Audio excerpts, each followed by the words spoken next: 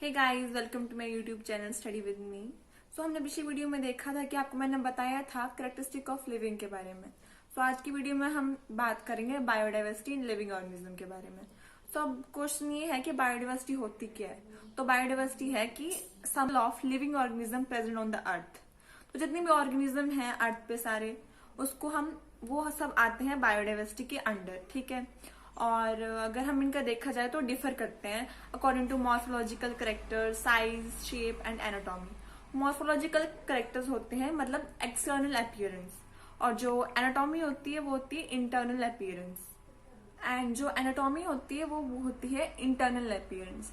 अब हम पूरे स्पीशीज की बात करेंगे तो 1.7 टू 1.8 मिलियन जो स्पीशीज होती है अर्थ पे, वो सबको नॉन है, ठीक है। अब जैसे कि मैंने आपको बताया है कि 1.7 टू 1.8 स्पीशीज हमारी मतलब अर्थ में पता है, ठीक है। अब उनमें से जो एनिमल्स होंगे वो 1.25 मिलियन है, एंड इंसेक्ट्स आर 1.025 मिलियन इनकी स्पीशीज हैं, और प्लांट्स के हैं 0.5 मिलियन। और एक अमेजिंग फैक्ट है जो वेस्टर्न घाट्स है, उनको बोलते हैं बायोडाइवर्सिटी हॉटस्पॉट। इनको इसलिए बोला जाता है क्योंकि क्योंकि जो वेस्टर्न घाट होते हैं वहां पे डिफरेंट टाइप की स्पीशीज मिलती है, इसलिए इनको बायोडाइवर्सिटी हॉटस्पॉट कहा गया है।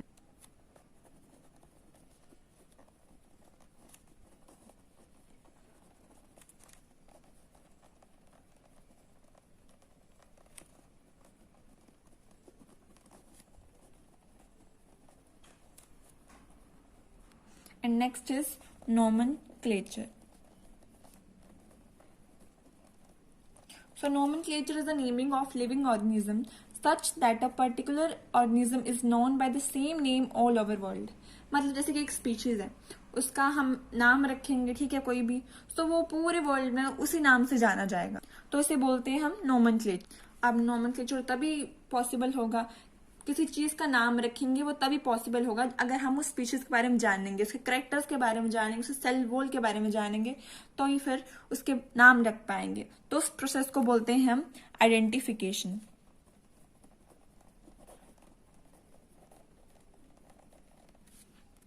अब जो भी साइंटिफिक नेम एग्रीड होंगे for plants, it is ICBN. It is very important. It stands for International Code for Binomial Nomenclature. Binomial nomenclature. And in the case of animals, it is called ICZN, and it stands for International Code for Zoological Nomenclature.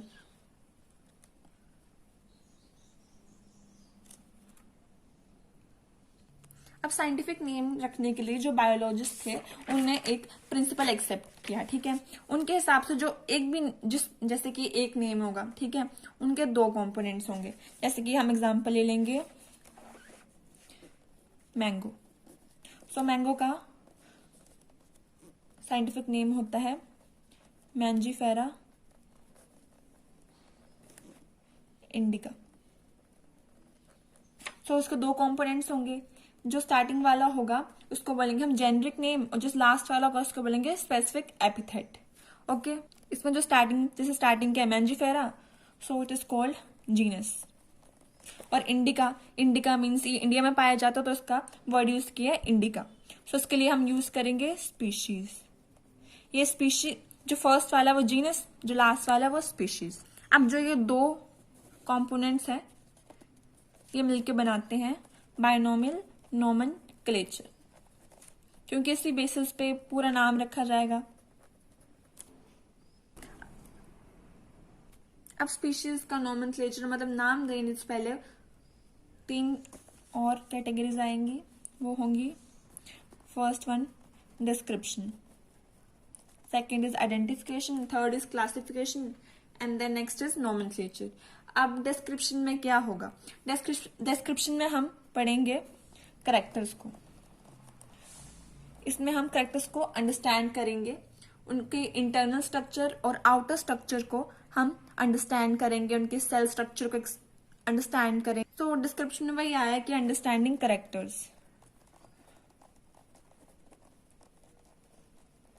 Understanding characters, and next one is identification. अब हमने इनके character के बारे में पढ़ लिया, पूरा character हमने पढ़ लिया, तो अब हमें रिकॉग्नाइज हो गया कि वो कौन सी स्पीशीज है। अब हमने जैसे कि फॉर एग्जाम्पल जैसे क्लास का कोई बच्चा है, फॉर एग्जाम्पल राम, ठीक है, तो अगर कोई भी टीचर होगा उसको खड़ा करना होगा राम को, तो उनको पता है कि वो कैसा दिखता है, उसका स्ट्रक्चर क्या है, सबको पता है उनका करेक्टर क्या है, स्ट्रक्चर क्या है। अब जो टीचर होगा उसने रिकॉग्नाइज कर लिया बच्चे को, तो वही identification. And next is classification.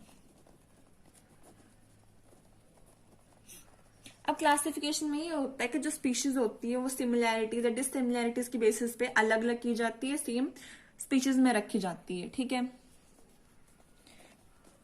Classify on how similar they are, similar they are. And the next is nomenclature. अब नेक्स्ट है taxonomy. So now what is taxonomy? जो टैक्सोनॉमी है वो दो वर्ड से लिया गया है, first is taxo, next is nomy. So taxa and nomy. Now what is taxa? Taxa means arrangement and nomy means method और लॉ।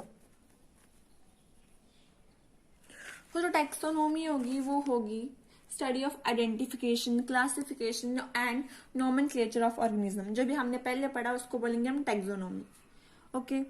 और जो टैक्सोनॉमी है वो पहले इट वाज ऑरिजिनेटेड बाय प्लेटो। फिर उसके बाद इस पे स्टडी की एरिस्टोटल, जो कि फादर ऑफ जूलॉजी है। फिर नेक्स्ट हुई थियोफ्रास्टस, जो कि फादर ऑफ बॉटनी है। एंड नेक्स्ट इसके जो फादर ऑफ टैक्सोनॉमी आएंगे वो है Linnaeus, he is father of taxonomy.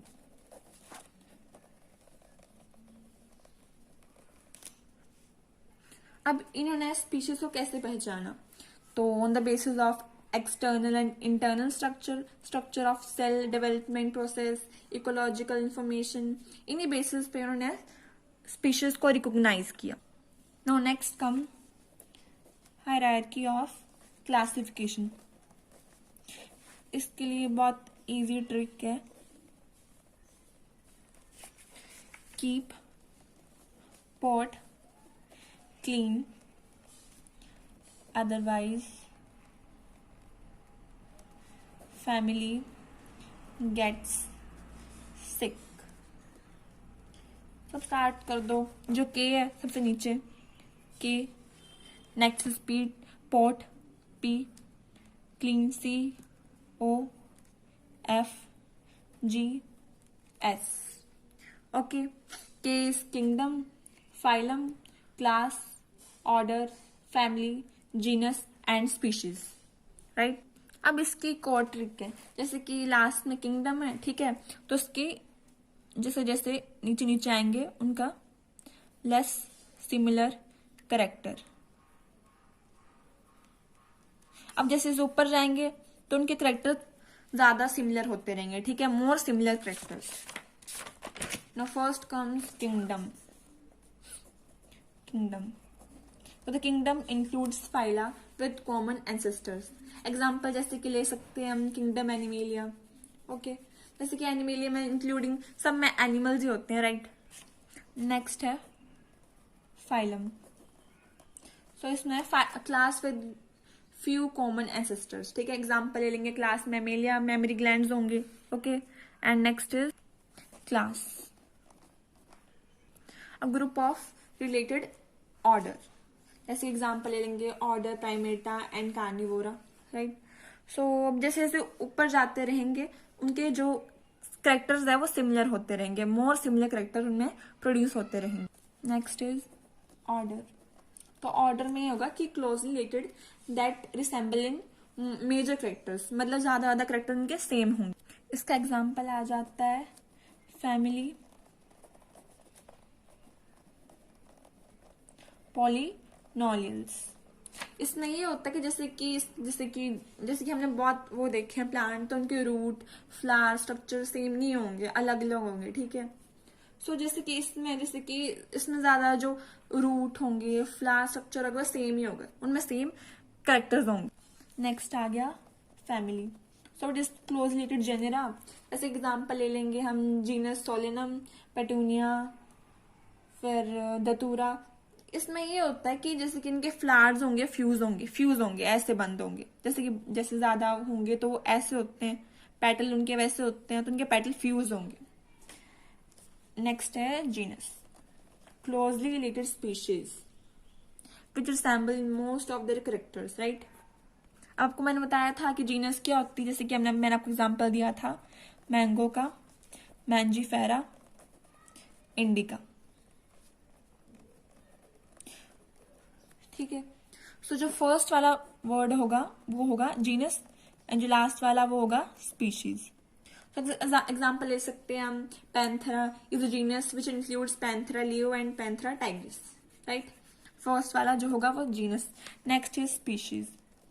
इसके जैसे आपको बताया था कि जैसे ऊपर ऊपर जाएंगे तो उन सबके जो करेक्टर्स होंगे वो रिसेंबल होते रहेंगे, ठीक है. तो इनमें सबसे most of the characters are similar, right. और इसके एग्जाम्पल हम ले सकते हैं जैसे कि मैंजीफेरा इंडिका ले लो, ठीक है. फर्स्ट वाला जीनस, इंडिका स्पीशीज. इंडिया में पाई जाएंगी तो indica. Now it is very important. NCERT से ये biological names are generally in Latin and written in italics. They are Latinized or derived from Latin irrespective of their origin. ठीक है. The first word is a biological name represent the genus, while the other second component denotes the specific epithet. वह बताया जैसे example लिया था mango का, Mangifera indica first genus, second is species, right. Both the words in a biological name when handwritten are separately underlined or printed in italics to indicate their Latin origin. The first word denoting the genus starts with a capital letter while the specific epithet starts with a small letter. वही जैसे कि first genus का first word है M, वो capital है. Species का first letter indica आई, वो small letter, ठीक है.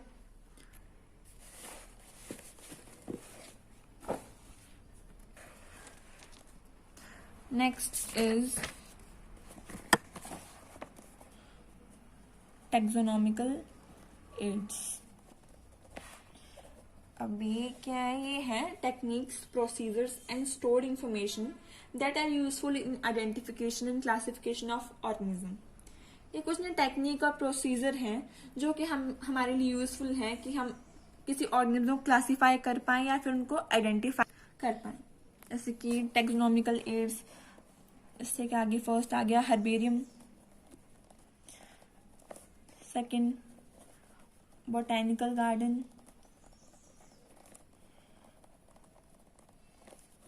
Third museum, fourth zoological parks या फिर जू, फिफ्थ इज कीप. ओके, तो फर्स्ट आएगा herbarium. So herbarium is stored house of collected plant specimens. इसमें जो प्लांट स्पेसिमेन होंगे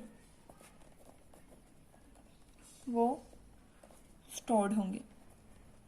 तो स्टोर्ड कैसे होंगे, पहले पता क्या करते हैं, जैसे कि प्लांट है, ठीक है, कोई भी, उसको पहले ड्राई किया जाएगा, ठीक है, फिर उसको प्रेस करेंगे और प्रिजर्व कर लेंगे, ठीक है. नेक्स्ट है बोटेनिकल गार्डन्स. तो बोटेनिकल गार्डन्स जैसे कि नाम ही इंडिकेट कर रहा है कि प्लांट्स के बारे में होगा कुछ, ठीक है। और प्रिजर्व तो करने ही है plants, right. These are the garden which has collection of living plant. So यहाँ के जो प्लांट्स होंगे वो आइडेंटिफिकेशन पर्पस के लिए होंगे, ठीक है। जैसे कि कोई भी प्लांट है, ठीक है, तो उसके नीचे लेबल किया होगा इसका साइंटिफिक नेम, बोटेनिकल नेम, ठीक है, सब कुछ लेबल किया होगा उसका, ओके। फिर इसका एक पेपर में आता है क्वेश्चन, जैसे कि बोर्ड या सीबीएसई बोर्ड या फिर आप नीट की तैयारी कर रहे हो तो उसके लिए भी बहुत इंपॉर्टेंट क्वेश्चन है। Example botanical garden, right? Famous botanical garden. Famous botanical garden. It is at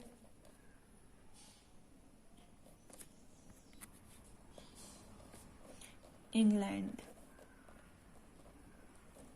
Indian botanical garden, ठीक है। फिर national botanical research institute Lucknow में, ठीक है। ये बहुत इंपॉर्टेंट है 3, सो उसको याद करना, आपको ये एनसीईआरटी की बुक में मिल जाएगा। Next is museum. म्यूजियम में तो आप गए भी होने, right. So there collection of preserve plants and animal specimens, right, for study, ठीक है। जैसे कि स्कूल वगैरह की ट्रिप जाती हो तो वहीं जाती है म्यूजियम वगैरह में मोस्टली, या फिर जूलॉजिकल पार्क्स में। बट इसमें ये है कि जैसे कि लार्ज एनिमल्स या बर्ड्स या मैमल जो भी होंगे उनको स्टफ किया जाएगा और प्रिजर्व किया जाएगा, ठीक है। या फिर उनके जो स्केलेटन होगी उनके कलेक्शन भी होगा, जैसे कि एनिमल्स की स्केलेटन है तो उसकी कलेक्शन म्यूजियम में होती है। Next is zoological parks. Zoological parks, so places where wild animals are kept in protected environment under human care. उनको जैसे कि जूलॉजिकल पार्क्स या फिर उनको जू भी बोल सकते हैं आप। जू में तो आप बहुत बार गए होंगे। तो जैसे कि यहाँ पे होता है कि जैसे कि एनिमल है वहां पे, ठीक है, वाइल्ड एनिमल, तो वो ऐसे इन्वायरमेंट में रख जाएंगे जाके ह्यूमन केयर होगी उनकी, ठीक है। और उनको वही सेम हैबिटेट मिलेगा, जैसे कि वो अपने जंगल में होंगे तो उनको वैसा हैबिटेट मिलेगा, तो वहीं पे उनको वैसा हैबिटेट मिलेगा, ठीक है। और यहाँ पे बहुत ज्यादा मतलब बच्चे जाते हैं ट्रिप के लिए। नेक्स्ट लास्ट इज की। So it is taxonomical aid used for identification of plants and animals based on similarities and dissimilarities. जैसे कोई प्लांट है वो शायद हो सकता है ऐसा हो, या फिर हो सकता है इस साइड हो, ठीक है। अलग अलग प्लांट होंगे, अलग अलग एनिमल होंगे, ठीक है। उनके क्रॉस, उनके जो कॉन्ट्रास्टिंग कैरेक्टर्स होंगे उनको देखा जाएगा की में। सो पूरा चैप्टर खत्म हो चुका है और आप इसका एक्सरसाइज कर सकते हो। सो गाइस, वीडियो खत्म हो चुकी है। अगर आपको वीडियो पसंद आई तो please like, comment and subscribe.